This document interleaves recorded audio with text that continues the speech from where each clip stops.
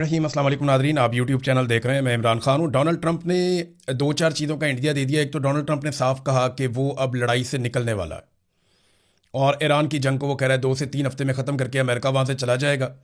जिसको तेल चाहिए वो जाकर आबनाए हुर्मस को खुद खुलवा दे। फिर डोनाल्ड ट्रंप ने यह भी दावा किया कि अमेरिका की इज़्ज़त पूरी दुनिया में बहुत ज़्यादा बढ़ गई है, इससे पहले कभी नहीं थी। लेकिन हकीकत क्या है, मैं आपके सामने एक दो चीज़ें रखता हूँ। एक तो वो नेटो से भी निकलने की धमकी दे रहा है।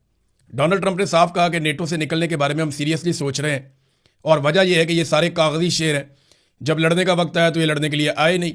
डोनाल्ड ट्रंप के जो मुतालबात थे वो किसी और नौइयत के थे, लेकिन देखें एक्चुअली अमेरिका की इज्जत बढ़ी है दुनिया में या नहीं बढ़ी, और अमेरिका इस जंग से निकलेगा तो अमेरिका के लिए बचेगा क्या वो मैं आपको बाद में बताता हूँ। लेकिन पहले ये देखें, इस वक्त सूरत हाल ये है कि स्पेन ने अमेरिका के फौजी अड्डों को बंद कर दिया और अमरीकी फौजी तैयारों को अपनी फ़िज़ाई हदूद इस्तेमाल करने की इजाज़त नहीं दी। इटली ने भी अमेरिका की मुखालफत की है, फ़िज़ाई हदूद नहीं दी। फ्रांस ने अमरीकी फ़ौजी तैयारों के लिए अपनी हदूद नहीं दी और उनको फैसिलिटेट नहीं किया। स्विट्ज़रलैंड ने भी अमेरिका को फैसिलिटेट नहीं किया, उन्हें जगह नहीं दी। पोलैंड ने अमेरिका को इनकार कर दिया, यानी पोलैंड के अंदर एक सिस्टम लगा हुआ है पैट्रियट का, जो मिसाइलों की बैटरियाँ हैं वो वहाँ पर लगी हुई हैं। ये फ़िज़ाई दिफाई निज़ाम है, ये रशिया के पेश नज़र यहाँ पर लगाया गया और यहाँ पे जो है वो ये नेटो के ज़ेर निगरानी ये लगा हुआ था और ये मशरकी महाज जो है यूरोप का, ये उसके लिए लगाया गया था। लाजमी बात है रशिया की तरफ से वो समझते हैं ख़तरा रहेगा, तो वो अमेरिका यहाँ से निकाल कर लेकर जाना चाहता था मिडल ईस्ट में, अरब ममालिक में। स्पेशली आपको पता है वहाँ पे वो इसराइल को प्रोटेक्ट करते हैं। तो पोलैंड ने इनकार कर दिया, उन्होंने अमेरिका की दरख्वास्त मुस्तरद कर दी। इससे पहले आपको याद होगा कि जनूबी कोरिया से अमेरिका निकाल कर ले गया था फ़िज़ाई दिफाई निज़ाम, और जापान के बारे में कहा जा रहा था, मुझे कन्फर्म नहीं है, लेकिन जनूबी कोरिया का तो कन्फर्म हो गया था। तो उस रीजन में से अमेरिका ने फ़िज़ाई दिफाई निज़ाम निकाला और वो उनको लेकर चला गया मिडल ईस्ट में इसराइल की हिफाजत के लिए। और अब जब यहाँ से निकालने की कोशिश की तो इन्होंने इनकार कर दिया। इन्होंने कहा जी नहीं, अब ये पोलैंड का अकेले का तो इनकार नहीं है, ये तो यूरोपीय यूनियन का इनकार है। तो यूरोप के ममालिक ना अमेरिका को डिफरेंट तरीके से डील कर रहे हैं। अभी ये एक और स्टेटमेंट है स्पेन की जानिब से कि अगर इसराइल क्वालिफाई कर जाता है फीफा वर्ल्ड कप के लिए तो स्पेन फिर उसको नहीं खेलेगा, वो बाइकआउट कर देगा। कुछ और यूरोपीय ममालिक से इसी तरह की आवाज़ें आ रही हैं और ये बातें सिर्फ डोनाल्ड ट्रंप की वजह से हो रही हैं। एक तो ईरान के लिए मुश्किलात पैदा कर दी, उनकी भी फीफा की एक टीम है वर्ल्ड कप की, अब अमेरिका में वर्ल्ड कप होने जा रहा है और अमेरिका में साथ दूसरी रियासतों में और उसके अलावा कनाडा में ये वर्ल्ड कप वहाँ पे खेला जाएगा फुटबॉल का। तो उसमें अब टीमें जो हैं वो गुरेज कर रही हैं और इस तरह की बातें सामने आ रही हैं जब चंद महीने रह गए हैं फीफा वर्ल्ड कप में। ये दुनिया का सबसे बड़ा स्पोर्ट्स का एक इवेंट होता है, पूरी दुनिया की तवज्जो फुटबॉल वर्ल्ड कप की तरफ होती है।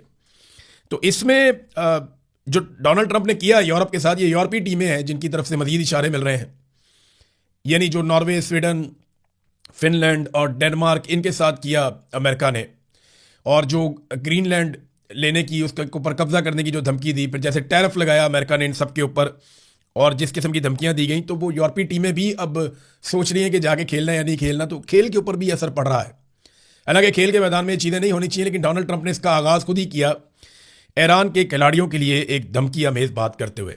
अब आ जाए इस बात पे, अगर डोनाल्ड ट्रंप ये लड़ाई बंद करके निकल जाता है तो यूरोप के साथ क्या होगा और बाकी ममालिक क्या जाके वहाँ पे लड़ेंगे और लड़के अपने हुर्मस को खुलवाएंगे? नहीं। देखिए, अगर डोनाल्ड ट्रंप अपने वादे के मुताबिक या अपने दावे के मुताबिक इस जंग को ख़त्म करता है और उसे कोई फेस सेविंग नहीं मिलती, यानी फेस सेविंग अब वो बना रहे हैं, वो ये कह रहे हैं हम जंग जीत गए, हमने ईरान को पत्थर के ज़माने में धकेल दिया है, हमने वहाँ पर बहुत तबाही कर दी है, अब सिर्फ आपने हुर्मस बंद है, जाके आप खुलवा लें, हमने ज़्यादा काम कर दिया है। और ईरान में रजीम भी तब्दील हो गया, वहाँ पे जो नए लोग आए वो बड़े बेहतर लोग हैं, उनके साथ आप डील कर सकते हैं। हालांकि अमेरिका और इसराइल के ऊपर जितने भी हमले हुए वो नए आने वाले बेहतर लोगों ने ही किए हैं। आयतुल्लाह अली खामनेई तो जंग के पहले दिन शहीद हो गए थे, तो अब 1 महीना भी हो गया इस बात को। तो नए लोगों ने अमेरिका को और इसराइल को मारा और उनका नुकसान किया है। अगर अमेरिका निकल जाता है और लड़ाई बंद हो जाती है तो यूरोप, अरब ममालिक, चाइना, रशिया, ये रूस के साथ बैठ के बड़े आराम से अपने हुर्मस को खुलवा लेंगे नई शराइत के तहत। और कुछ शराइत ईरान की मान ली जाएंगी, कुछ बाकी लोगों की मान ली जाएंगी, सबको कुछ ना कुछ मिल जाएगा। ईरान ने तो बड़ा कैटेगोरिकली कहा है कि आबनाए हुर्मस जो है वो ऐसा समंदर नहीं है जो एक आलमी रास्ता है, ये मलकियत है ओमान की और ईरान की। याद रखिए कि ओमान ने अपने आप को इस लड़ाई से बड़ी कामयाबी से अब तक बाहर रखा है।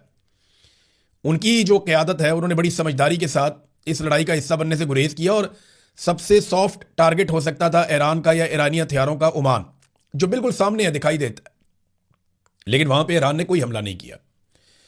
और इक्का दुक्का वाकयात रिपोर्ट हुए हैं, लेकिन ईरान ने कहा जी हमने नहीं किया। तो ओमान और ईरान की मलकियत है आबनाए हुर्मुज़, ये ईरान की जानिब से ऐलान भी किया गया। अब जो भी डील होगी वो बाद में हो जाएगी। आबनाए हुर्मुज़ को खुलवाने के लिए अमेरिका के जाने के बाद ताकत का इस्तेमाल तो होगा ही नहीं, ये बड़े आराम से खुलवा दी जाएगी। हाँ, ये हो सकता है कि कोई ना कोई शरारत की जाए, कभी किसी जहाज को आग लगाई जाए, कुछ और किया जाए, ईरान पे इल्जामात लगाए जाए, जैसे फॉल्स फ्लैग ऑपरेशन हम कहते हैं।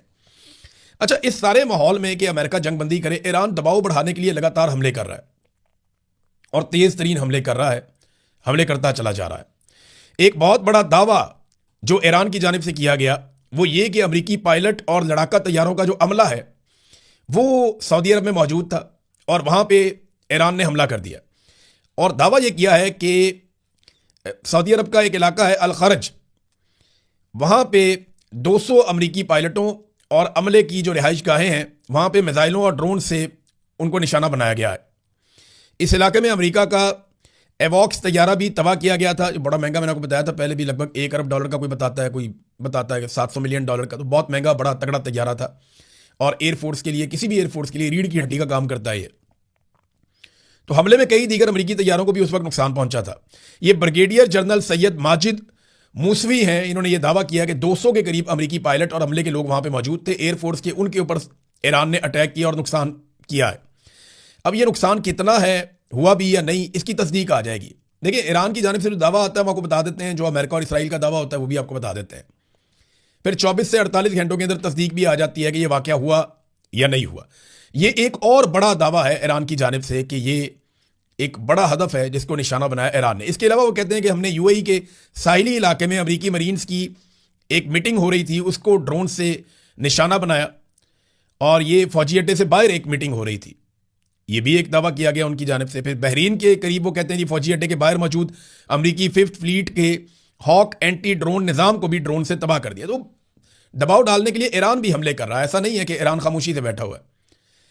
अब जितने ईरान हमले करता है ना, उतना ज़्यादा पैसा अमेरिका का और इसराइल का लगता है। रोज़ाना की बुनियाद पे जो तखमीने हैं वो ये कहते हैं कि अमेरिका को लगभग $2 अरब रोज़ की बुनियाद पर खर्च करने पड़ते हैं इस लड़ाई में, यानी इतना पैसा उनका लग जाता है। अरबों का नुकसान अलग है, अरब ममालिक का नुकसान लगभग बताया जा रहा है कि $250 अरब के करीब पहुंच गया है। और ये ओवरऑल है, बहुत सारी चीज़ों का नुकसान मिला जुला कर ये पूरा हो जाता है। एक बड़ा हमला ईरान के अंदर हुआ और ये अफसोसनाक हमला है, उस पर ईरान ने बड़ी सख्त वार्निंग भी जारी की है। देखें, जब ये डोनाल्ड ट्रंप ने, इसराइल ने अटैक किया तो इन्होंने कहा था कि हम रजीम तब्दील कर देंगे और एटमी हथियार बनाने की सलाहियत ख़त्म कर देंगे ईरान की, और ईरान जो है वो खित्ते के अंदर दहशतगर्द ग्रोहों को सपोर्ट नहीं कर सकेगा, ये उनका पहले दावा था।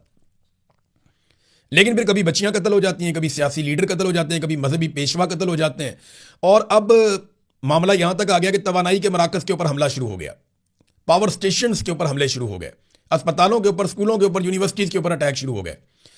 और अब यह हो गया कि जो जान बचाने वाली अद्वियात है उनकी फैक्ट्रियों के ऊपर इसराइल ने, अमेरिका ने हमले कर दिए। अब यहां पे जो तस्वीर और वीडियो है वो बाकायदा जारी कर दी गई है कि जहां से सप्लाई दी जाती थी जान बचाने वाली अद्वियात बनाने वाली फैक्ट्रियों को, उस मरकज़ को निशाना बनाया है और ये इल्ज़ाम लगाया गया इसराइल और अमेरिका के ऊपर। और सैयद अब्बास अराक्ची जो वज़ीर ख़ारजा है ईरान के, उन्होंने इसके ऊपर एक स्टेटमेंट दिया और उन्होंने कहा हम मजलूम फ़लस्तीनी नहीं हैं, अभी ज़रा ठहर जाओ, सज़ा के लिए तैयार हो जाओ।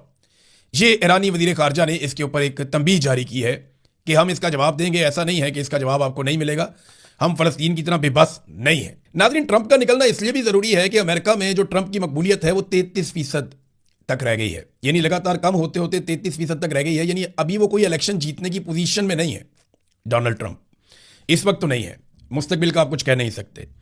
और 2/3 अमेरिकन, यानी हर 3 में से 2 अमरीकी ये समझते हैं कि अमेरिका को फौरी तौर पर इस लड़ाई से बाहर निकल जाना चाहिए, और हर 10 में से 6 अमरीकी ये समझते हैं कि डोनाल्ड ट्रंप गुजरते वक्त के साथ साथ ज़्यादा गैर जिम्मेदार होते जा रहे हैं।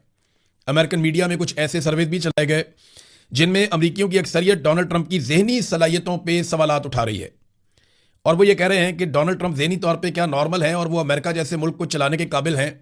अब ये डिस्कशन शुरू हो गई है अमेरिका की मीडिया में, तो जितनी जल्दी हो डोनाल्ड ट्रंप को इस लड़ाई से निकलना पड़ेगा।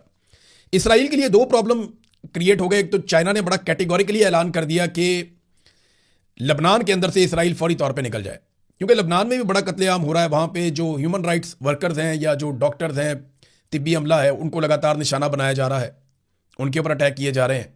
और दूसरी एक खबर जो है वो गजा से लड़ने वाले हमास के अल कस्साम ब्रिगेड के फौजी तर्जमान अबू उबैदा ने लबनानी मुजाहिदकार, यानी लबनान के अंदर जो लोग लड़ रहे हैं वो हिजबुल्लाह वाले हैं ना, तो हमास वालों ने हिजबुल्लाह वालों के नाम एक पैगाम जारी किया है और उन्हें दुआएं शुआएं दी हैं, और साथ में उन्होंने कहा है कि आप इसराइली फौजियों को गिरफ्तार करें। यानी उन्होंने वहां पे बहुत बड़ी तादाद में टैंक तबाह किए हैं इसराइल के, यह दावा किया गया हिजबुल्लाह की जानिब से। अब हमास के तर्जुमान कह रहे हैं हिजबुल्लाह को कि आप इसराइली फौजियों को गिरफ्तार करें ताकि फ़लस्तीनी और अरब कैदियों को काबिज जेलों से आज़ाद करवाया जा सके।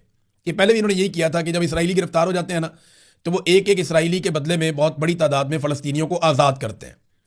देखिए, मौका ऐसा है कि अब बाकायदा इसराइल ने एक कानून पास कर दिया कि फ़लस्तीनियों को सजाए मौत दी जा सकती है, फांसी दी जा सकती है। इसके ऊपर पाकिस्तान में कुछ मौलवियों ने बातचीत की है, लेकिन यही मौलवी ताहिर अशरफी वगैरह कुछ अरसा पहले तक बोर्ड ऑफ पीस के ऊपर बंगले में जाते थे, ये कहते थे जनाब फ़लस्तीनी उस पर मिठाइयाँ बांट रहे हैं, और बोर्ड ऑफ पीस के ऊपर ये शादियाने बजाते थे कि हम नेतन्याहू के साथ एक प्लेटफॉर्म के ऊपर इकट्ठे हो गए।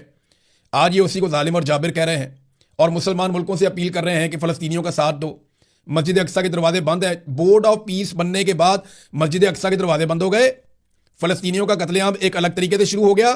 बोर्ड ऑफ पीस बनने के बाद पूरे खित्ते के अंदर बमबारी शुरू हो गई, बोर्ड ऑफ पीस बनने के बाद पूरी दुनिया मुतासिर हो गई, और बोर्ड ऑफ पीस बनने के बाद अब फ़लस्तीनियों की फांसी का बंदोबस्त भी हो गया, लेबनान के ऊपर भी अटैक हो गया, बड़े पैमाने पर कत्लेआम हो रहा है दोनों तरफ।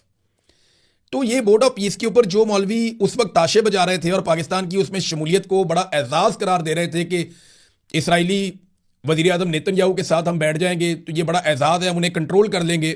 तो जिस दिन से बोर्ड ऑफ पीस बना है, मामला कंट्रोल होने की बजाय ज़्यादा आउट ऑफ कंट्रोल होता हुआ बज़ाहिर मेरा तजिया यही है कि ऐसे ही दिखाई दे रहा है। तो क्या ये मौलवी जिन्होंने ज़मीन आसमान के कलाबे में लाए थे ये कौम से माफ़ी मांगेंगे? मुझे तो नहीं लगता, क्योंकि इनका ये ट्रैक रिकॉर्ड नहीं है। इसहाक डार साहब नाजरीन चीन के दौरे पर गए थे, उसका एक एलामिया भी जारी हुआ है, 5 नुकाती जो है वो तजावीज़ हैं जो ईरान और इसराइल और अमेरिका की जंगबंदी के हवाले से हैं। देखिए, पाकिस्तान इसमें एक रोल प्ले कर रहा है और जो बड़ी अच्छी बात है, क्योंकि पाकिस्तान के बाद दूसरा रास्ता कोई नहीं। अगर पाकिस्तान लड़ाई में जाएगा तो पाकिस्तान को नुकसान होगा, दोनों तरफ से नुकसान है ना। हम अरबों को भी नाराज़ नहीं कर सकते, ईरान हमारा हमसाया मुल्क है, साथ बॉर्डर लगता है, इसको भी नाराज़ नहीं कर सकते। तो पाकिस्तान को मैनेज करना था और लड़ाई से हर हाल में बचना था। इस बात से शायद अरब इतने खुश नहीं होंगे, अमेरिकन भी खुश नहीं होंगे, इसराइल भी पाकिस्तान से राजी नहीं होगा कि ये पाकिस्तान क्या कर रहा है।